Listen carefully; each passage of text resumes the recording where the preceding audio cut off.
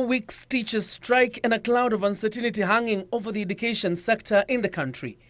Of concern being candidates expected to sit the Kenya Certificate of Primary Education KCPE and the Kenya Certificate of Secondary Education examinations. Education stakeholders, among them Elimu Yetu Coalition Executive Director Janet Ouko, are already expressing concern over the quality of standards of examinations to be administered were teachers to boycott the invigilating and marking exercise. Ouko is calling on the government to arrest the current crisis in the sector to avert continued loss of time and resources due to the ongoing industrial strife by teachers. Kenyans now must stop behaving as if we are in the yesteryears where we didn't have a constitution that recognized the right to education of the child. And we also have to mention that unlike everybody else, the children are so disadvantaged. Why? Because they do not exist in groups that can put pressure on government or on anybody. Worst of all, children do not have the voting power, and so they cannot entice any politician, for example, to speak on their own behalf.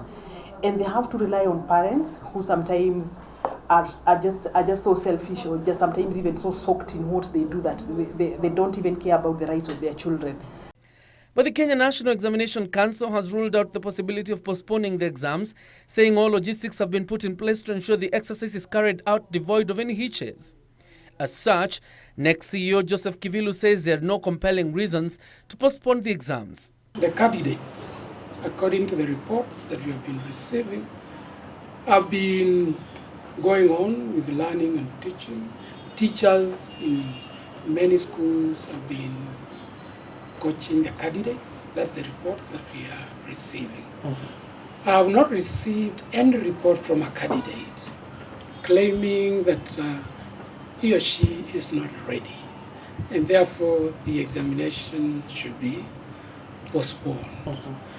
We have not received any request from a parent, and I'm not talking of the parent-teacher associations.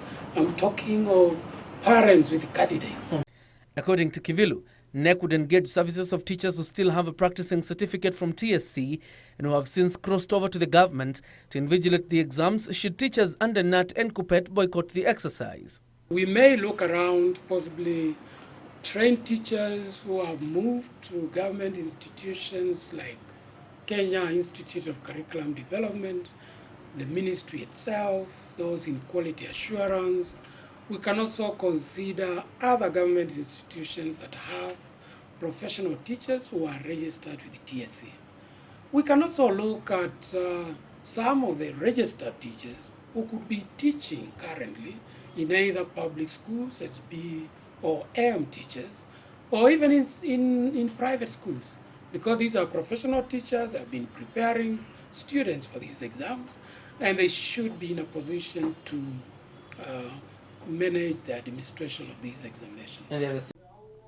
KNEC usually engages a special category of teachers trained in various aspects of marking and grading, and Kivilu says they are the same people they will be engaging to mark this year's exams. So the marking exercise is also a contract between the teachers and the council.